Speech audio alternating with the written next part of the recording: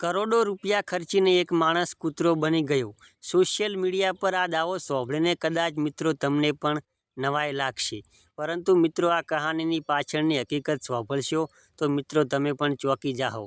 જાપાનના ટોકો નામના એક વ્યક્તિની તસવીરો અને વિડીયો મિત્રો સોશિયલ મીડિયા પર અત્યારે ખૂબ જ વાયરલ થઈ રહ્યા છે। વિડીયોમાં તેઓ એકદમ અસલી કૂતરા જેવા દેખાય છે અને કૂતરાની જેમ ચાલે છે અને કૂતરાની જેમ વર્તન કરતા મિત્રો આપણને જોવા મળી રહ્યા છે। ત્યારથી લોકોમાં સવાલ ઉઠ્યો કે આખરે કોઈ માણસ ખરેખર કૂતરો કેવી રીતે બની શકે? પરંતુ મિત્રો અહીં જ છે સૌથી મોટો ટ્વિસ્ટ। ટોકોએ પોતાનું શરીર કૂતરામાં બદલાવ્યું નથી। તેમણે પોતાના બાળપણથી રહેલા એક અનોખા સપનાને પૂરું કરવા માટે ફિલ્મ અને ટીવી માટે સ્પેશિયલ કોસ્ચ્યુમ બનાવતી જાપાની કંપની પાસેથી અતિ વાસ્તવિક કૂતરાનો કોસ્ચ્યુમ બનાવ્યો હતો, એટલે કે તેનું પૂતળું બનાવ્યું એવું આપણે કહી શકીએ। આ કોસ્ચ્યુમ બનાવવામાં આશરે 20 લાખ જાપાની યેન એટલે લગભગ મિત્રો 11 લાખ ખર્ચાયા હતા અને તેને તૈયાર કરવામાં લગભગ 40 દિવસ લાગ્યા હતા।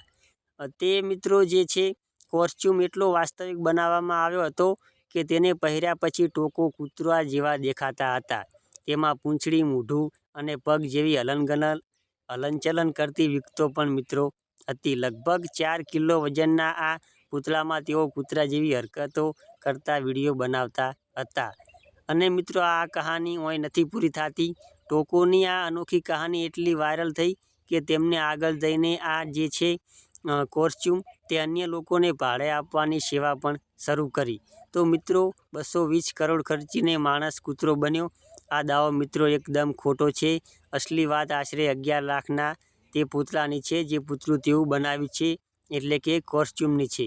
તમને શું લાગે છે મિત્રો? આવો અનોખો શોખ તમને કેવો લાગ્યો? કમેન્ટમાં જરૂરથી મિત્રો જણાવજો। અને મિત્રો અમારી ચેનલ પર નવા આવ્યા તો વિડીયોને લાઇક, શેર અને સબસ્ક્રાઈબ કરી દેજો, જેથી કરીને મિત્રો નવા વિડીયોનું નોટિફિકેશન તરત જ મળી જાય। જય માતાજી।